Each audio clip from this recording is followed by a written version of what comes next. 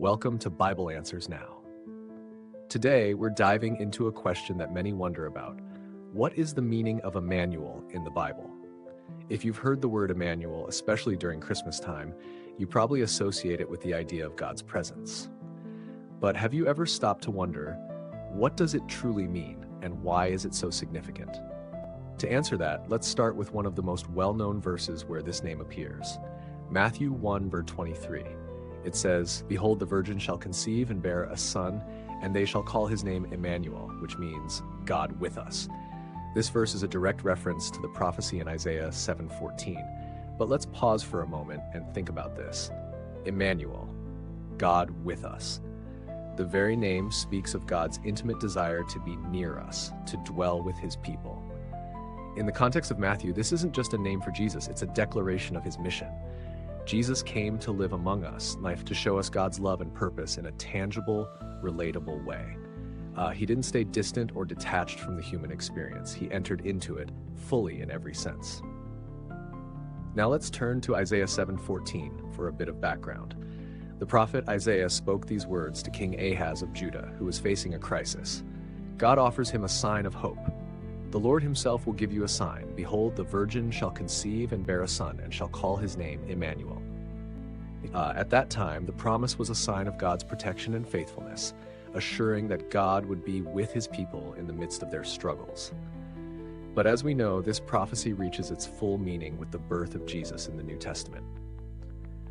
So what does this mean for us today? Emmanuel reminds us that God isn't distant, but deeply involved in our lives. When you feel alone, overwhelmed, or unsure, remember that God is with you. In practical terms, take a moment in your day, no matter how chaotic, to pause and reflect on God's presence.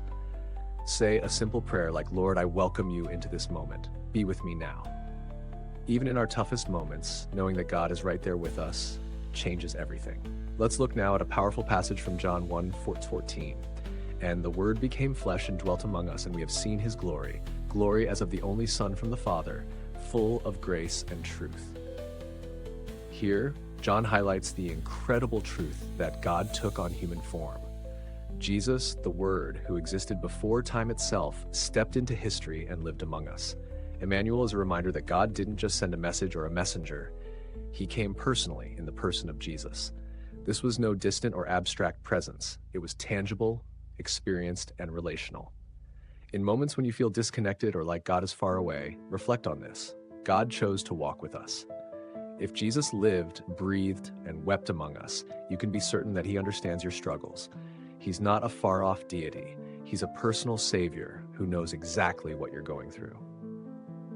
Next, let's look at Hebrews 4:15, which tells us, "For we do not have a high priest who is unable to sympathize with our weaknesses, but one who in every respect has been tempted as we are, yet without sin."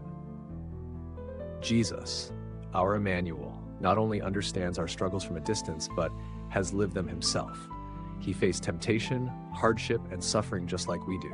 Because of this, he is uniquely qualified to help us in our times of need. Have you ever felt like no one truly gets what you're going through? Well, Emmanuel gets it, and he is right there, not just offering comfort, but also strength to keep going. In those moments, you can pray to Jesus, knowing he's been there. "Lord, I know you understand my struggle. Please give me the strength to get through this."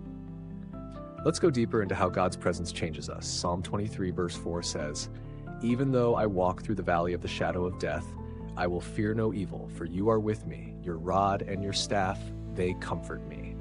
This well-loved psalm reminds us that even in the darkest of times, we don't face them alone.